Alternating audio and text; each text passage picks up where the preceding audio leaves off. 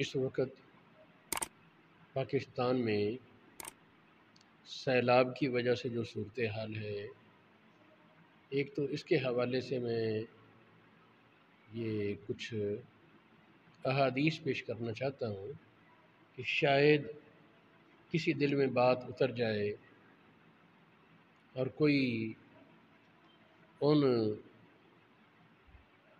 لاوارث بیچاروں کا کچھ خیال کرے۔ حقیقت یہ ہے کہ جب ان کے حالات نیٹ پر دیکھتے ہیں اور جو خبریں آزاد میڈیا دیتا ہے جب وہ علم میں آتی ہیں تو رونگٹے کھڑے ہو جاتے ہیں۔ اور اب ایک واضح سا سوال ہے، بھی تمہیں کیا ہے؟ تم تو امن سے بیٹھے ہو۔ بھی جہاں ہے سیلاب وہ جانے، ان کا کام جانے یا حکومت جانے۔ تو بات یہ ہے کہ مسلمان ایک دوسرے سے لا تعلق نہیں رہ سکتا، کیونکہ حدیث پاک کے حکم کے مطابق پوری امت مسلمہ وہ ایک جسم کی مانند ہے۔ چنانچہ حدیث پاک میں فرمایا مثل الجسد مثل المومنین، امت مسلمہ کی مثال مثل الجسد، ایک جسم کی مثال ہے۔ اذا اشتکا بعدہ، جب اس کے بعد حصے میں تکلیف آئے، بیماری تکلیف، تداعی سائرہ بالسہر والحمى، پورا جسم اس کی وجہ سے فریاد کرتا ہے بے خوابی اور بخار میں۔ یہ حدیث بخاری شریف، مسلم شریف، کنز العمال، مسند احمد بن حنبل، مسند ابو داؤد الطیالسی اور بہت سی اور کتابوں میں موجود ہے۔ ایک دوسری حدیث میں ہے فرمایا کہ ایماندار وہ ایک دیوار کی مانند ہے۔ فرمایا المومن للمومن کالبنیان، ایک ایماندار دوسرے ایماندار کے لیے دیوار کی طرح ہے۔ یشد بعضہ بعضا، یہ ایک دوسرے کی قوت کا سبب بنتے ہیں۔ ایک مسلمان دوسرے ایماندار کی مضبوطی کا سبب بنتا ہے۔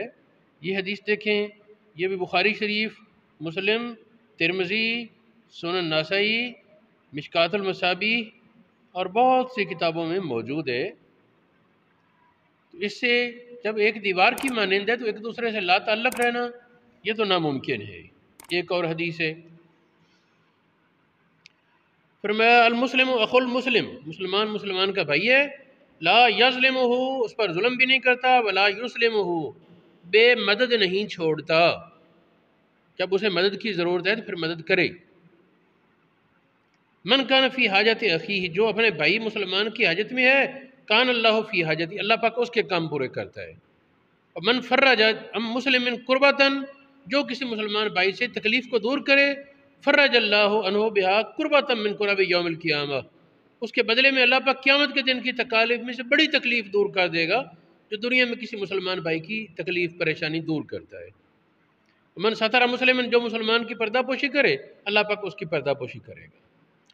موجودہ حالات میں اس حدیث کو پڑھنے سے مصلحت یہ کہ دوسرے مسلمان جو سیلاب زدگان ہیں ان کی مدد کی جائے، ان کے لیے لباس اور ضروریات کا اہتمام کیا جائے، خیموں کا، ان کے لیے جو ان کے اموات ہیں ان کے لیے کفنوں کا، اور بڑی ہی گمبھیر صورتحال بنتی جا رہی ہے۔ اللہ پاک ہمارے حکمرانوں کو بصیرت عطا فرمائے۔ بخاری شریف، مسلم، ابو داود، ترمذی، ابن ماجہ، مستدرک امام حاکم، ریاض الصالحین، جامع صغیر، کنز العمال، مسند احمد بن حنبل، سنن بہقی، معجم طبرانی اور بہت سی کتابوں میں یہ حدیث موجود ہے۔ یہاں مجھے وہ علامہ اقبال کا ایک فارسی شعر یاد آیا، وہ میں ذکر کرنا چاہوں گا۔ کسی نے پوچھا جی تم الگ علاقے میں رہتے ہو، وہ مسلمان الگ، تمہیں کیا ہے ان سے پڑھی؟ کوئی معاملہ تھا اس دور میں تو وہ کہنے لگے دل بہ محبوب حجازی بستہ ایم،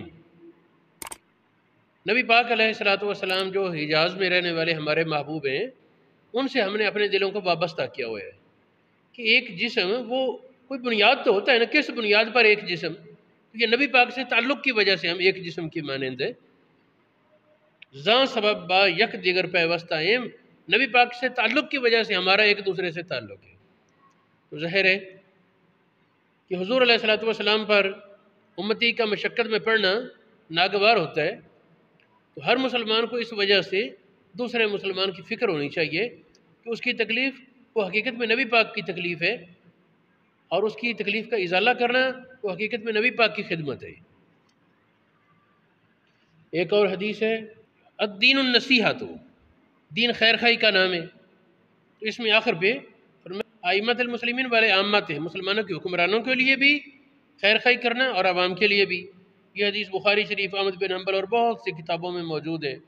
ایک اور حدیث ہے، جریر کہتے ہیں میں نبی پاک کے ہاتھ پر بیعت ہوا تو میں نے یہ اس بات پر بیعت کی، تو اس میں آخر میں ہے وَالنُّصْحِ لِكُلِّ مُسْلِمٍ، ہر مسلمان کے لیے خیر خائی۔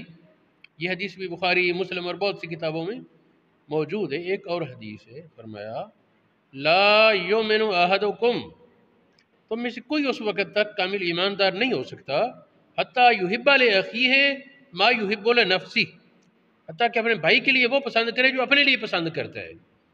اب موجودہ حالات میں اگر پوچھا جائے کہ جن حالات میں وہ لوگ ہیں، اگر خدا نخواستہ تم پر ایسے حالات آتے کیا پسند کرتے؟ ظاہر ہے ہر ایک کا یہ جواب ہوگا کہ لوگ ہماری مدد کو پہنچتے اور ہماری پریشانی کو دور کرنے کی کاوش کرتے، ہمیں خوراک، لباس، خیمے اور ضروریات مہیا کی جاتی، یہ سب کچھ رٹ جاتا، ختم ہو جاتا۔ کسی سے پوچھا جائے اگر ایسے حالات تجھ پر بیتے تو کیا چاہے گا؟ اس کا دل بولے گا کہ میری ہر طرح سے مدد ہو۔ تو حدیث پاک نے کہا جو اپنے لیے پسند کرتا ہے وہ دوسرے کے لیے پسند کر۔